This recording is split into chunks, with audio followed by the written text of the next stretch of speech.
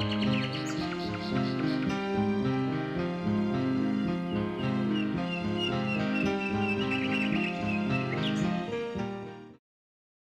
was a questioner, from very young. That didn't go over well in Ireland, in a Catholic country. I would question everything, and the Jehovah's Witnesses would come to the door. I would take their books. And my mother was like, "What are you doing with this? Get rid of this stuff." And I thought, okay, she doesn't want me looking at that stuff. And so I picked up the Catholic Bible. I thought, well, I can't go wrong with this. I'll go read this. And she whipped that out of my hand too and said, "You don't read the Bible, you listen to the priest." So I thought, oh, so you can't think for yourself,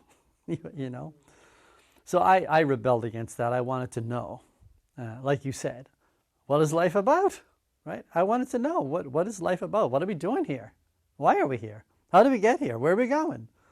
And I was very curious about all those questions, and I wouldn't stop till I got some answers.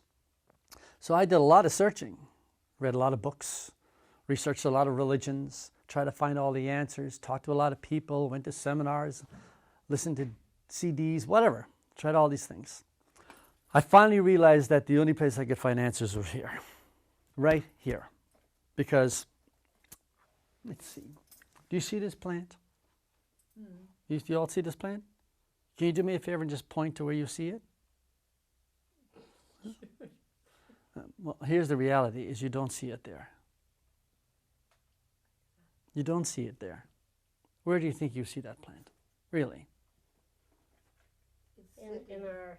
That's right. You see it here. Everything you experience in your life, you experience here. You don't experience anything out there. Now you have to think about that for a minute. You're like, hold on a second, I do this, I do that. I experience all this stuff out there. You don't. You experience everything here. Everything you actually experience, it happens inside of you. The touch, all the five senses happen here, right? So if I look over there, what I'm seeing over there is registering here. This is where I experience it. So everything in your life that you've ever experienced is just this, here. So I started to realize that, hey, all the experience I'm having is within me, so where better to look than here? Well, life must be in me, right? It's in all these things. It's got to be in me, because I'm here. So what's the closest place I can look to see what life is? It's right here. Because why look for it somewhere else when I know it's right here? That's really what the spiritual journey is, what spirituality is. It's turning in, okay? Everything looking outwards is religion. You're looking for something out there. You're looking for a meaning. You're looking for whatever you want to call God. You're looking out there for it, That's religion. You're looking for something. Spirituality is turning in. Now, I'm not saying that religion can't be spiritual. Of course it can. You can absolutely be spiritual and be religious. There's no question there. But finding the answers here is where I went. And so for many, many years, I did a lot of meditation, a lot of spiritual work on myself and trying to understand this piece of life. Because I thought, if I can understand this piece of life, then maybe I can understand some more. Because if I don't understand this one, how am I going to understand anything else? Right? This is the closest one to me. So what I found, what I found. So your question, what is life? Well, it's really hard to define life.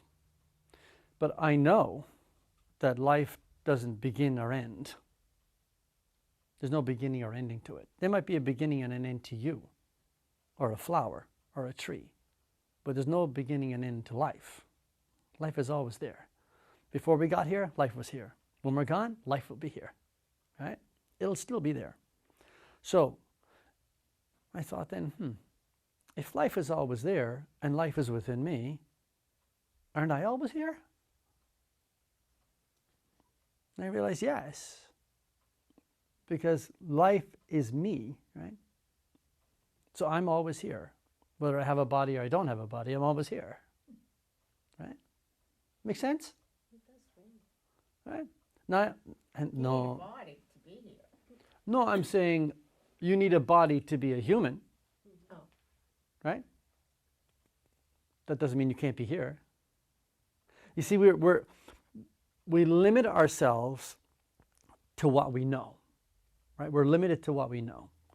So, like I said in the little blurb that I sent out, okay? So if I put a box on the floor here, an empty box, and I asked you to write down every experience you've had, all the knowledge you've gained, everything you know, and you write it down and you put it in this box, okay? Does that define you? Is that you? Or is that just the stuff that you've gathered along the way? Right? Whether it's knowledge or experiences, it's just stuff you gathered along the way. You put it in the box, but you're still here. Right? So before you gathered everything onto yourself, there was a you. Right? So what is that you? What is it? Is it a brain? No, the brain is what we use to collect information. Right? Our bodies feel, touch, smell, taste. We use our bodies for all that stuff. It's a way of managing through the world. But who you are can't be defined by just that. So if you introduce yourself to someone and I say to you, you know, well, this is my name, this is what I do for work, this is my family, this is my culture, this is the language I speak, does that define me? Is that all there is about me? That's it? That encompasses me? No, it couldn't possibly encompass me, right? So all the things that you've done in your life can't encompass you, right? But think about this. There are almost 7 billion people in this world. And every single person in this world has experienced life in their own way. So they've all experienced life in one little piece of life, you know? And how many people have come before us that are gone? They all experienced one piece of life, okay? So if I'm experiencing one piece of life, is that life? Does that encompass life? It couldn't possibly. It's just your one tiny little experience of it, right? So it's like saying a flower pops up out there. One flower pops up. That flower experienced the world? No, it just experienced this one little place, this one little moment in time, in this one little place. It never saw Africa, right? Never experienced anything like that. So that little flower can't say, I know life, right? By this one little experience. However, if I can connect with life beyond my physical presence, if I can connect with life, now I can connect with all life. There are no restrictions there. So I can be in touch with your life, your life, your life, and your life. I can be in touch with all of it. Have you ever experienced that? There's a oneness in life, even in the human physical level, there's a oneness. Because you're holding this paper cup in your hand. Okay. I want you to think about this for a second. This one paper cup. How many human beings were involved in getting that cup to your hand? Think about it. How many? yeah. Thousands. Yeah. Thousands, because you could go on and on and on down the line, because that paper had to be gotten from someplace, right? So someone had to get a material to make the paper. Someone had to use a truck to go get the stuff. Someone had to build the truck, all the parts of the truck. You could go on and on and on. All these people involved in the world to get that cup there. So to say that you're in this world by yourself, no, you're not. You wouldn't have that cup in your hand unless thousands of people were involved, right? Because it takes so many things. You know, the chair you're sitting on, how many people were involved in sitting, making this chair, right? Because just transporting it is a truck or a vehicle. Someone had to make all the parts of that. Someone had to get the raw materials for that. There's so many people involved in everything you do, and we take that for granted, But there's a oneness in life that we don't realize, just on the physical level. But then underneath all of that, there's a oneness that's there all the time. We all share that oneness. the hard thing for people is we see difference instead of similarity. We look around and we see, you're different than me, you look different than me, you talk different than me, right? And we see all the differences. And then we can't see what's underneath, all the connection that's there underneath, the reality of this, you know? So life, when I started to look at this, I started to realize that life is everywhere, it's in everything. And it never leaves. It never leaves. Have any of you experienced anything outside of the five senses at any time in your life? You know, you think about someone, the phone rings, you're like, oh my God, I was just thinking about them. So there's a connection that's there beyond just the thought in your mind. There's some kind of energy connection here, because like we think that there's just physical connection, but there's energy that is a lot more subtle, that is also connecting. I know for a fact that you guys have walked into a room, a building, a place. Sometime you walk in, you're like, this doesn't feel good. I've been here before. Or it doesn't feel good to me. Cold. Like even the people in there, you're like, I don't know if I want to go in there. It just feels, or sometimes you walk in, you're like, oh, this feels really good. How are you experiencing that? You haven't touched anything. No one said a word. Extra sense. It's what? Extra sensory perception. So what is that extra sense? We have it. We have it. All animals have this. We're an animal. We just lose it. We don't pay attention to it and we lose it. I teach Tai Chi. You know Tai Chi? Yeah. You take Tai Chi? Yes, I do. With Jean? Yeah. Jean's my student, you know? Yeah, she talks about you. She does? Oh no. Oh no. So Took it too, right? I did. in Tai Chi, you move subtle energy. Right? I can move my energy, not my body, my energy out, and I can push you over with it. Right? An energy that's subtle, but you'll feel it coming at you. And you'll say, what is that? I haven't taken it. I don't know. But that's fine, but it's real. It is a real, it's actually physical. It's just a more subtle level. Okay, if you don't believe me, think about it this way. Do you see the air? Can you touch it? You can feel it. Feel what? Wind. Feel what? The wind? It's the air. So when it's blowing, Yeah. but if it's still, can you feel it? You can't No. grab it, put it in a pot, right? But you know it's there because when the next one doesn't come in, you're done, right? So you know the air is there, but it's a physical thing, right? It's physical. In nature, it's physical, but it's so subtle that it feels like it's nothing to you. Well, you have that kind of energy in yourself. It's so subtle, you can't touch it like you normally touch it, but it's as real as anything else. It is just as real. And this has been proven scientifically, you know, just like they can measure air, right? Hydrogen, all the different gases, they can measure your energy as well. If that exists, then maybe there's more that exists, but you haven't experienced it yet, right? So, like I said earlier, everything you experience is just what you know. So, there's a difference. People ask me sometimes, they say, what do you believe? I say, I don't believe anything. And they say, oh, you must believe something. I said, well, I believe in the goodness of my kids because I've seen them in action. So I'm like, oh, I believe in the goodness of my kids because I've experienced that. But on the bigger things, I don't believe anything. Because if you believe something, you don't know it. Right? You know the difference between belief and knowing is? It's very simple. If I ask you, do you have a right arm? Do you believe it or know it? I know it. How do you know it? I mean, I know you know it, but tell me how it is that you know it. I can move it. I can feel it. Right? So you have a direct experience of your right arm, so you don't have to believe you have a right arm, you have a direct experience of it. Right. Okay? Now, if you don't have a direct experience of something, then it's a belief.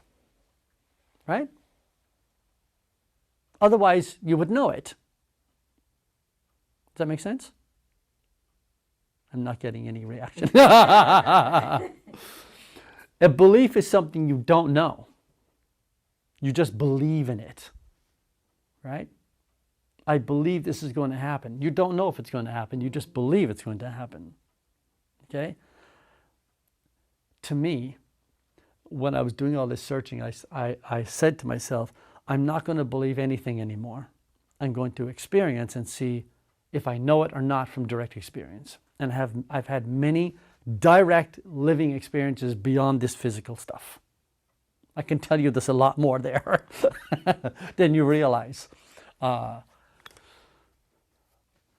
the amazing and wonderful part about that is that, you know, I've done some interviews before where someone said to me, you know, they talk about good and bad. I'm like, good and bad is just your perception. Good and bad doesn't exist. That's just your idea, you know. If we say that terrorists are bad, we'd agree on that? Right? From their perspective, we're bad. Who's right? It's just a point of view, right? Right and wrong, good and bad, it's just your point of view. It's what your beliefs are. You hold your beliefs strong and you say, I know what's good, I know what's right, and what's wrong, but that's just your perspective. Other people in the world have different perspectives. You might say they're wrong, but they're looking at you saying you're wrong. Who's right? See, so it doesn't matter. You get rid of the right and wrong. Don't worry about the right and wrong. Okay? Then you can experience life as it is, instead of judging it for this or that. You know? Then life opens up to you and more experiences come.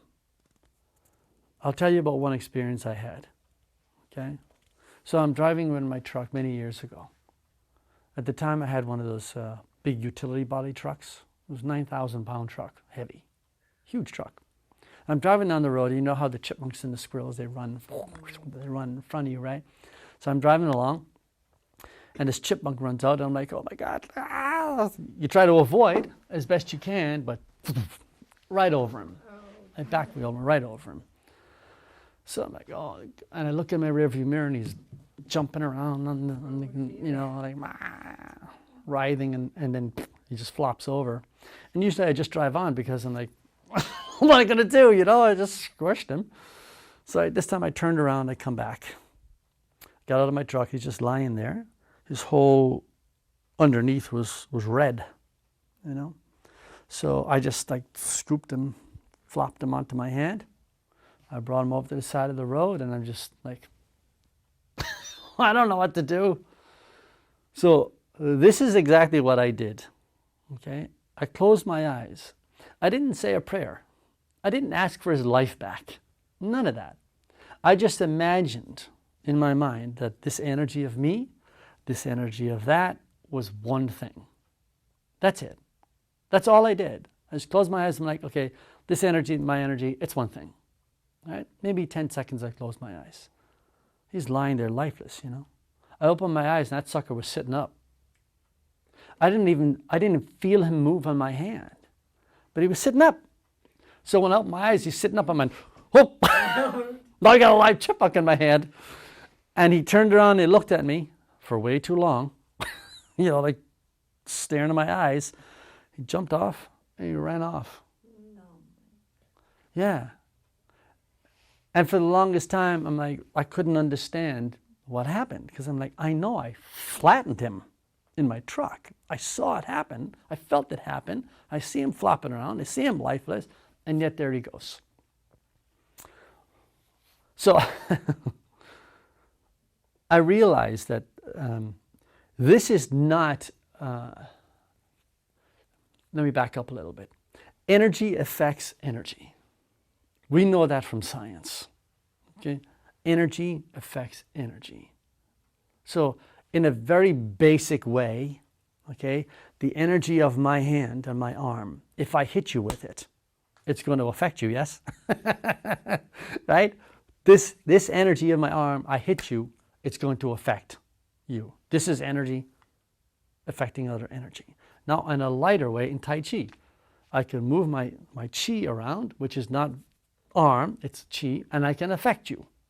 Energy affecting energy, okay? Someone can walk into a room who's very charismatic and change the energy of the room right away, right? Boom, the energy changes. That energy just changed an energy. I'll give you another example of that. A school teacher came to me one time. He teaches special needs kids, okay? No problem with the special needs kids. It was the parents of the special needs kids that he had a problem dealing with. When they would come in, he would have a hard time trying to get them to understand what he's trying to do. They were always angry at him. So he came to me and he said, you know, I don't know what to do. He said, do you have any advice for me? You know, I have to meet his parents next week, and I know, he said, every time I meet them, it's just like, like this. I said, okay. I said, you go there. I said, you get there 15 minutes beforehand, you sit in the room. I said, you sit there and you imagine love, just the energy of love, and just fill the room with love. That's all. I said, don't anticipate anything. Just sit there and just be loving. Just be loving. Fill the room with love. He came back to me and he said, you wouldn't believe. I said, I would, but go ahead. He said, it was a completely different meeting. And I said to him, why? Why was it completely different? He said, I realized, he said, I was different.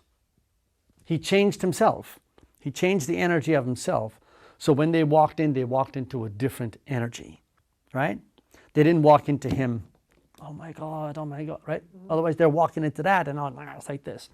So energy affecting energy, okay? To me with the chipmunk, it's just energy affecting energy. That's all it was, right? I don't go around, you know, I'm going to heal you, I'm going to heal you. That's nonsense, you know. It happened. I don't know why it happened. It just happened that day. I have no skill in going around and like, whoa, come raise from the dead. I have no skill like that. I don't claim to have anything like that. It's just that day, that time, that moment, that happened, you know?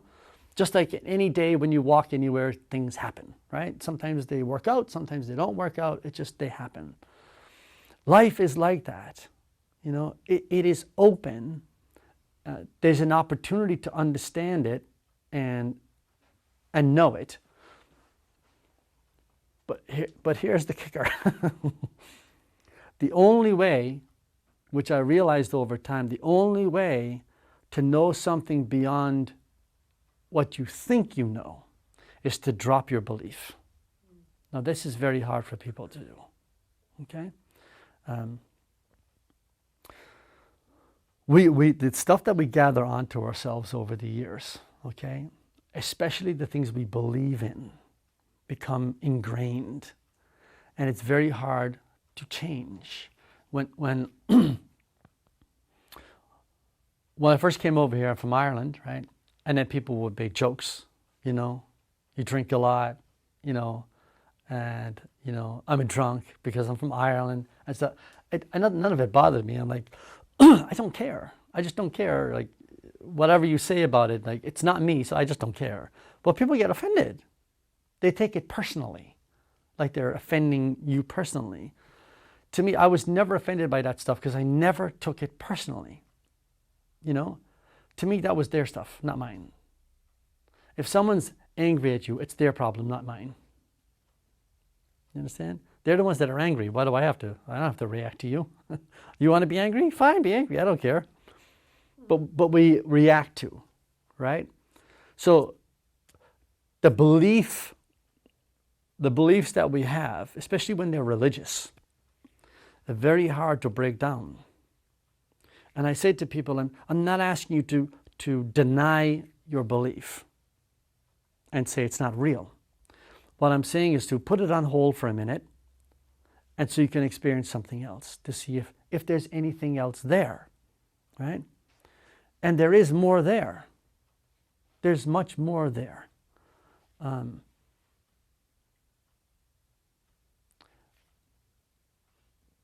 Like I said earlier, if I ask you to identify yourself, what is it you would tell me?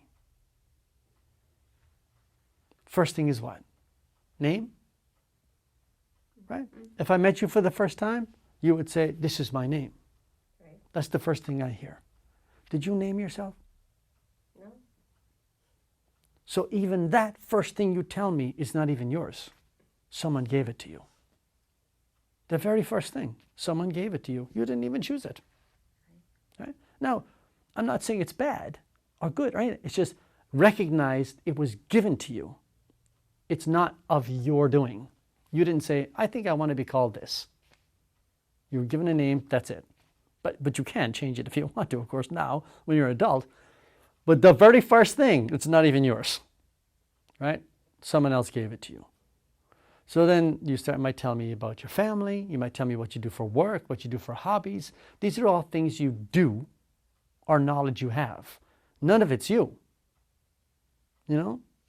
If I asked you to define you, how would you define you?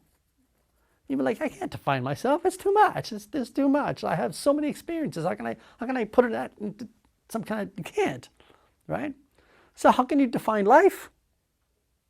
It's so huge, right? It's so huge. You can't say it's this. And then someone else says, no, it's this. And somebody else says, no, it's this. How can you define it like that? You can't.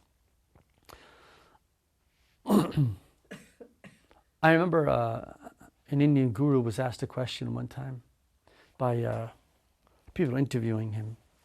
And it's funny because when they asked him the question, they were from a part of the United States where the accent was very heavy. So they said to him, describe God. And the guy's like, what? And they're like, describe God. And he's like, I don't get you. And then somebody said, Brahma. He said, oh, define God. She was saying, God. He said, God. And I think he had a beautiful answer to that question. He said, if God could be described, right, that what you call God would not be worth pursuing. If you could define it, right, as something, why would you chase it? Don't you want it to be something much more? Right? Otherwise, it's just another thing that you're chasing. Right? How can you define God that way? God is this or that. You know? I was raised a Catholic, like I said, but I had a lot of questions. So that I'm sitting in church with my mother one day, in the Catholic church, right? And the crucifix is up there, the big crucifix with Jesus on it. And I said to my mother, I said, you see the crucifix? She goes, yes. I said, you see the letters above it? She goes, yes. I said, I-N-R-I? I said, do you know what that means? I think I was 12, you know? She said, no. I said, it says, King of the Jews. And she's like, what? He was not a Jew, he was a Christian. I'm like, what does it say, King of the Jews, then on top of him? In the Catholic Church. Because he was a Jew. You know? That's the part of the world he was from. He was Jewish. But people get offended by that because they're like, no, he's Christian. No, Christianity didn't happen until long after he was dead. That's when Christianity started. He was dead. Christianity was started. Everyone who wrote the Bible never met him. That's a fact of history. They never met him. They started writing the Bible 50 years after he was dead, you know? And people have said to me, you know, what, you don't like the church? I'm like, no, I don't like the church.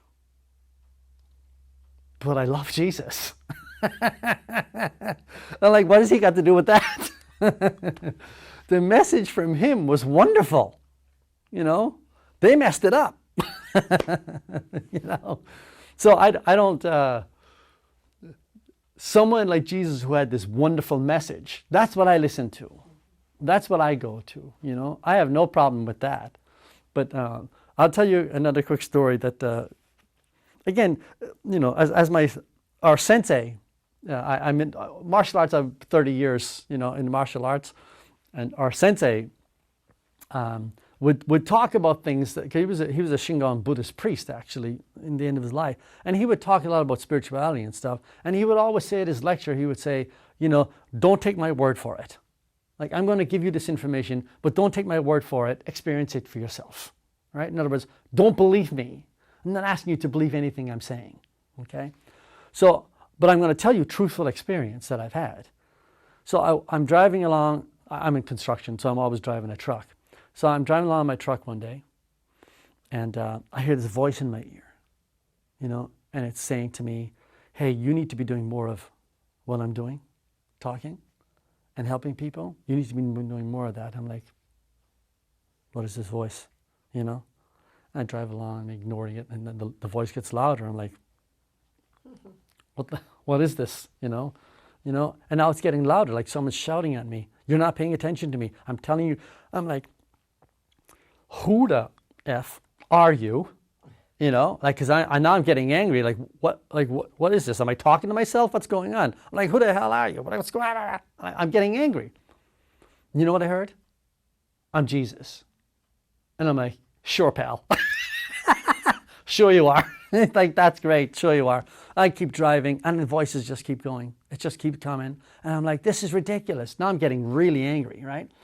So now I'm like, okay, really? Oh, you're Jesus. Okay, great. I'm going to pull over. So I pull over into a parking lot, right? I said, you want me to do it at work? You want me to meet with people and tell them all this stuff? You know, really? I said, I need proof. Right now, right here. Give me proof. So I'm in the parking lot. I said, I'm going to close my eyes.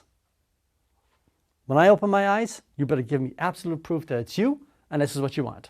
Because I'm pissed, right? At some voice.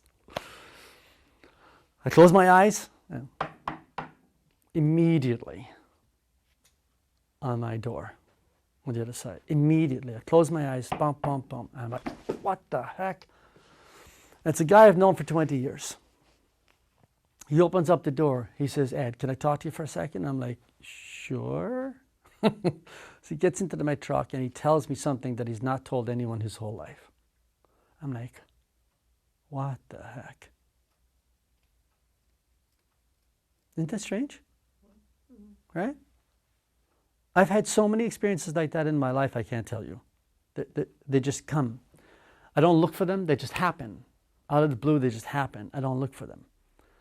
And it made me realize there's so much more to this life than you can even possibly perceive, than I know. There's so much more than I know. I know this much. That's what I know, this much. But what I know, I don't believe. I know it from my own experience. And that's the only thing I trust, is just my experience, okay? If you just trust your own experience and not believe anything, okay, drop the belief for a minute and just say to yourself, it's like having the common decency to say, I don't know. Like you were saying, I don't know. That's a fabulous place to start. Really, I don't know. If you don't know, there's a chance that you might know something. If you say, I know it, I know all there is, you'll never experience anything, right? Even like in the martial arts in my training, all through the years, our sensei used to say, you have to keep a beginner's mind. No matter where you reach, how good you get, you beginner's mind. He said, otherwise you'll get stuck. You'll never learn anything new, you know? And I've tried to do that in a spiritual way throughout my life. It's like, I don't know, open up more. I don't know, open up more. No matter how many experiences I have, so what? I don't know. What else is out there? I've seen books written by people on one little experience that I might have had. They write a whole book about it, like their life changed. And I'm like, it's just something that happened. You know, I live a regular life. I'm in construction, you know. I live a regular life. I get angry sometimes. I get sad sometimes. You know, I get frustrated sometimes. I'm not some, you know, like, oh, I go around and the world's beautiful to me. Like, there are ups and downs in life. But as my ex-wife said to me one day, she said, you're just Mr. Happy. As if that was a bad thing, you know. My default programming is to be joyful, you know. You go through things, yes, you experience things, and they're tough. Understand, we're human, right? They're tough. But fall back on joyfulness. Don't fall back on sadness, right? Sadness leads to depression, and it's just a chemical in your body. Emotion is just a chemical in your body. You know, it's like any other drug. It releases from the brain, goes into your body. You see something sad, you start to cry. Right? It's just a chemical in your brain being released. That's all it is. It's just an energy, right? You can get caught up in those energies and they can control you, right? Next thing you know, you're angry all the time. You're angry at everybody. The world is an angry place, you know. I was just talking to someone the other day who said, he's a physical therapist, and he has a lot of people coming to him who have ailments, right? That's why they're coming, you know. So they come into him, but he's happy with his life. You know, his life is going well. He's happy with his life. And he said to me, it's so hard, you know. He said, I feel like I shouldn't be happy because I have all these people coming in that are not happy. And I feel bad for them. And I feel bad that I'm happy when they're not happy. I said, so what do you want to be, miserable? Okay, so be miserable. I said, how does that help them, number one? And how does it help the world if you're miserable? If everybody's miserable, what kind of a place is this to live? But if everybody's joyful, this is a different place, right? It opens you up. Opens you up. Yeah, to experiences. Yes. Now, I'm not telling you that you should be happy all the time, because it's hard to be happy all the time, right? Because sad things happen. People, get sick, they die, and trouble, and it's sad. And it's okay to be sad. Like that, to have a feeling that you can feel for something that's happening is a good. It's an experience you're having. But don't go beyond that with it. Don't live it later on. Don't go around like I'm sad all the time because the world is awful. People say, the world is horrible today. There's so many killings. You don't know. This is way better than what it used to be. We just know about it. Back in the old days, there was no communication. There was no cell phones. There was no internet. You didn't know what was going on over there. But a lot more people were being killed and massacred years ago than they are now. But we hear about everything. And so you're like, oh my God, the world's a horrible place. Like someone said to me, I'm going to Bhutan. You know where Bhutan is? It's next to Nepal. I'm going to go trekking in the Himalayas in September, right? And somebody said to me, you sure that's a safe country? I'm like, where do you live? They're like, Boston. I said, is Boston safe? I'm like, remember the bombings? Like, we think every place else is like, oh, watch out. I'm like,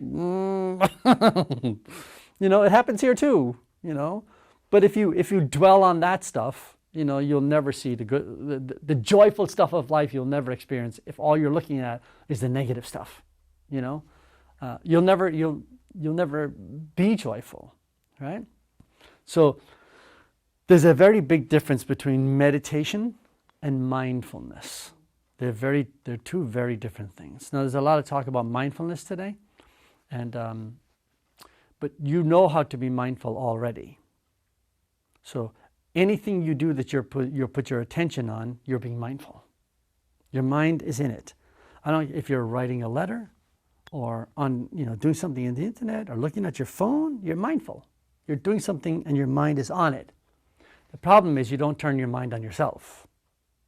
It's always out there doing something. So mindfulness today is telling you, hey, turn around, be mindful of yourself. If you sit, and what people call meditation, if you sit in meditation and you put your mind on something, you're not meditating. You're being mindful. Okay? Anything you use if you're doing something with your mind, you're being mindful. It's your mind is on it. And you can do very wonderful things when you're mindful. Meditation is a very different thing. Your mind is not involved. Your body's not involved. Your emotions are not involved. And you say, well, how the heck can my mind not be involved? Right? Don't I have to be thinking? Like, isn't there something? No. That's the thing about meditation. That's the thing you realize when you've done a lot of meditation, is that your mind can go away. I think you said earlier about shut out the world. You want to be able to shut out the world. Don't try to shut out the world. If you try to shut out the world, you miss the world. Why would you want to miss the world? Why miss it? You don't have to be involved in the negative stuff about it, but why miss it?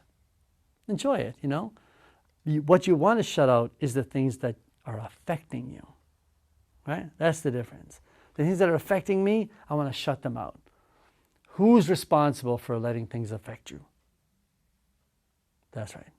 Yourself, right? You let it affect you. You have a choice not to let it affect you, but you choose to let it affect you. right? Seriously, this is your choice. You either choose to or not, right? But we're so used to letting it. We're so used to reacting to something. You know, somebody gets angry, we get angry. Somebody's sad, we get sad. You know, we react to instead of saying, I want to hold this the way I want to hold it. In Tai Chi, I talk about this with my students all the time. I don't know if Gina's talked about that, about keeping your quality. I'm going to tell her to tell that. I tell my students all the time to keep your quality. Meaning that whatever quality you want to hold yourself in, your emotions and your body and your thoughts, that's up to you. You can hold it the way you want to, but you don't. You let other people affect it. I remember giving a talk one time. This is many years ago. I was at a big insurance company. Anyway, so I was just saying the same thing to them about, you know, words can affect people, thoughts can affect people, what you do to affect people. And there was a woman, and she was sitting there, and I said, you know, for instance, like the shirt you're wearing, I said, that does not go with that pants. And she went, excuse me? I said, boy, one word, I got you. One word, I got you. I controlled you with one word. Right? That's her letting me, my words affect, you know? Instead of someone saying, hey, I don't like your shirt. And I go, well, I don't care. I like it. You know? You don't like it? I don't care. I like it. Right? But someone says, I don't like your shirt. You're like, oh, maybe I shouldn't wear this anymore. It's like, yeah. You know? But this is the effect that we let people have on us, situations have on us, and then we lose control of this and how we want it to be. It's not easy. It takes practice. It takes practice to do that because we're used to reacting, right? We're used to, you know, doing for others, right? Trying to appease the other person. I got to appease them. Make dinner before you leave. Uh-oh. Right? We have to, duty calls. I got to, you know, and you have that choice. But when things are set in motion for a long time, it's like, well, too bad, I can't change it. And I say BS. Of course you can change it. It's up to you to change it though. And you can, okay? People may not like the changes you make. You know, they may not like it, but it's not your job to make someone else happy. You were not put here on this earth to say, you're here because you got to make them happy. No. It's not your job. That's their job. If they want to be happy, great. If they don't, that's their problem. Why make it your problem? Right? But how many times do we go around doing this? You know, I better not say that to them because, you know, oh, I got to meet that person tomorrow. Oh, God, I hate meeting that person because she's always a downer. Right? You know, oh, my God, she's always down. Don't meet her. What if she's your boss? What? What if you work for her? Good question. What if she's your boss? What do? You meet her. You meet her, and then what? You yes her to death, yes. You have a choice, right, to let that boss affect your quality or not. Whatever they ask you to do, maybe you have to do it. Mm-hmm. But your quality belongs to you, right? You may have to go, whatever it is, you know. In construction, somebody says to me, hey, you got to go pick up those 2x4s. And I say, I really don't want to do that, but I have to do it. But the quality I'm in is up to me while I'm doing it. You see what I mean? You can do it in a good mood or you can do it in a bad. Exactly. Exactly. That's absolutely 100% in your control. 100% that's in your control. How you are is completely up to you. No one can change that except you. No one can make you put you in any condition unless you want to be in it. Emotionally. You know? If they knock you out, you're out. But it's hard to do, like I said, because we're trained to react, you know, to please and to do all this stuff. I was giving a talk one time at my own place. We were doing actually an 8-week session, and it was a husband and wife. And the husband said, he said, "Yeah, I'm always. Every time my daughter comes home from college, we're always fighting." I said, "Okay." I said, "About what?" He goes, "It's always the same thing." I said, "Okay." I said, "How about don't fight with her?" He said, "What do you mean?" I said, "Just listen, don't react, don't go back at her." And his wife went, "Yeah, try that." Right? Because it only takes one person to change for a situation to change. It only takes one. Because this energy changes, right? The bully needs someone to bully. If there's no one to bully, there's no bully. See what I mean? Right? The bully has to choose someone to bully. If you're not there to bully, what can he do? He can't bully you. If you're not willing to be bullied, there's no bully, right? But there are people willing to be bullied, right? For whatever reason, they allow it to happen, okay? You, like I say, you have control over your own energies. The emotional energies are yours. The mental energies are yours. Your physical energies are yours. You have complete control over those. No one else can control them unless you want them to. Okay? I would say to you, and again, don't believe me. Right? I'm just saying this stuff. I would say to anyone, experience stuff for yourself. Try it out. And if it works for you, if you have the same experience, then maybe we're onto something. Right? Okay? But what I do know from many experiences is that this thing, this body of hers, is not the beginning and end of us. It is in no way the beginning and end of us. This is temporary. You're not. This thing is temporary. You're not. Okay? If you knew that, if you just suspend all belief for a minute that you have about that, and you say to yourself, imagine for a minute that this body goes, but I'm still aware. I still have my awareness. Even though I don't have a body, I still have my awareness, right? And you could go on, right? However that is, you go on. Would you change this life that you're living right now? Would you do things differently? Are there things that you would change, or would you keep it the same? Would you be more joyful if you chose, like, I want to be more joyful, right?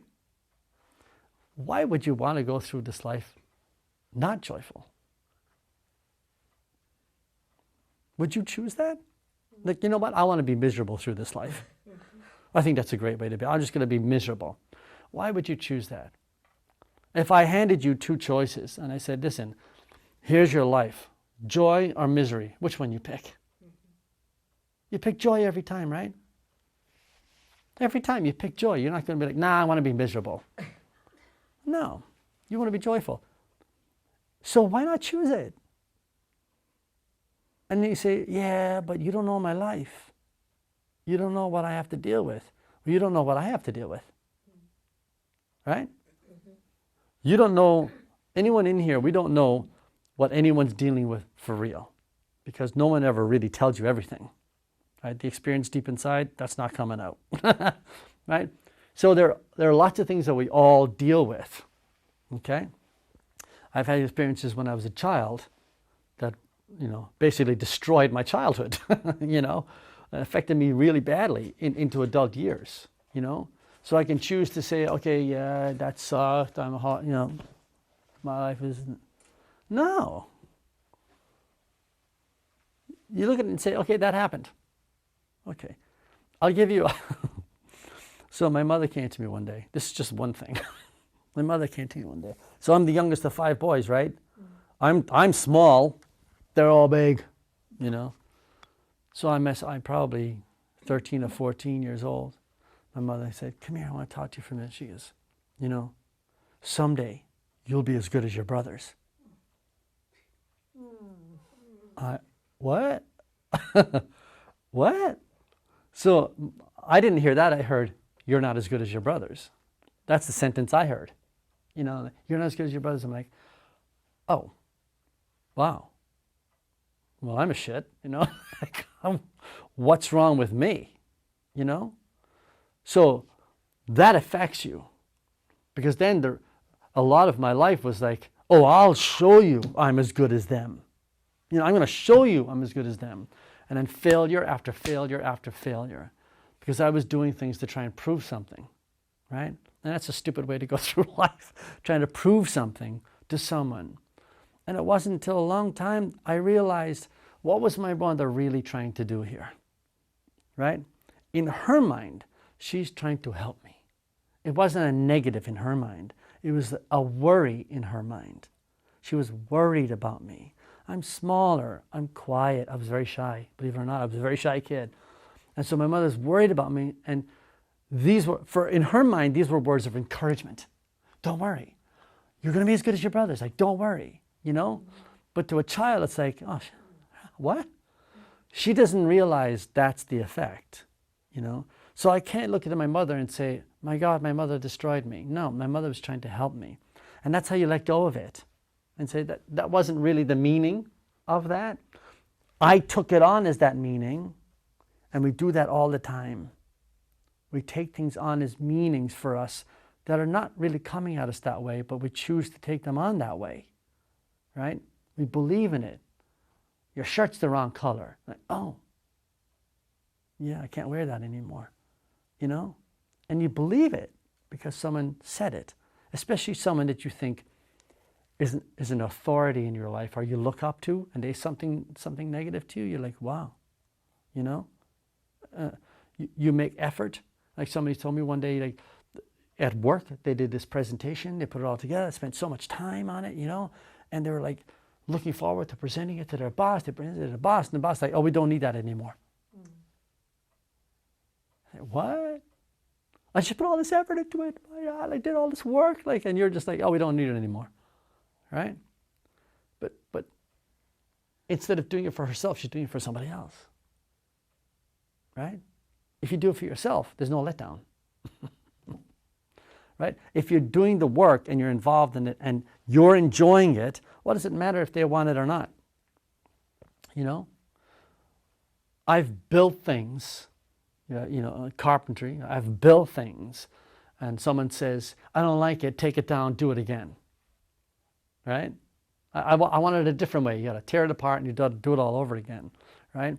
And in the beginning, early on, I was like, what? You don't like my work? No, they just don't like the way it is. They don't like my work, they just don't like the way it is. They want it to look like something else. I can't get invested in what they want or don't want, right? But we do. We get invested in what other people want from us. Why? Just invest in yourself. The more joyful you can be in yourself, the more effect you have on other people being joyful, right? The more miserable you are, what do you think is going to happen? Right? People don't want to be around you. They're like, I don't want to be around that person. They're always miserable. They're always down. They're always angry. You know? When somebody says to you, you're always angry, and you say, no, I'm not. Yeah, you are, right? Because people experience you, you know, and we don't experience ourselves. We don't even really know how we are. Other people see us, and you ask them a question, you know, am I like that? And they're like, yeah. They're like, really? Really? I'm like that? And they're like, yeah, it's obvious you're like that. But you don't even know because you're not paying attention here. You have no attention on yourself. How many times have you had a conversation with someone, right? You're talking to them, but you're thinking about how you feel. Have you ever done that? You're talking to them, but you think about how you feel at the same time? Yes? Mm-hmm. You do? Really? Or are you thinking about what you want to say next? You're listening to them and you're like, in your mind, you're going, this is what I want to say. You're not really listening.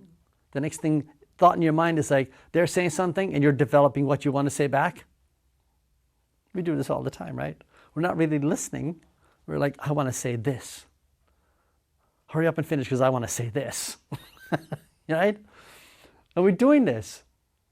And so we're not really paying attention to what's really going on with them by listening, or with us, what's going on here, how am I really feeling, and why am I feeling it?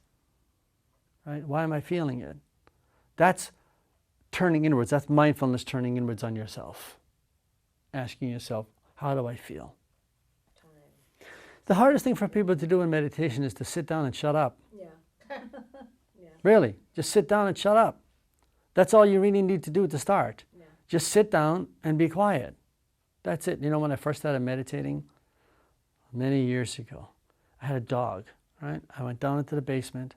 I thought, okay, I've got this quiet little room down in my basement. I got my pillow. I sat there. I'm like, okay, I'm going to meditate. I started meditating. Open the door. Shut the dog up. I'm trying to meditate. Shut the dog up. Right? I wanted the outside conditions to be ideal for my meditation, you know, because otherwise, like, if all this stuff going on, how can I meditate, you know? But that has nothing to do with any of that. It's just here, you know. To me, over time, right, I could be at a football stadium, like, this is the easiest place to meditate in the world.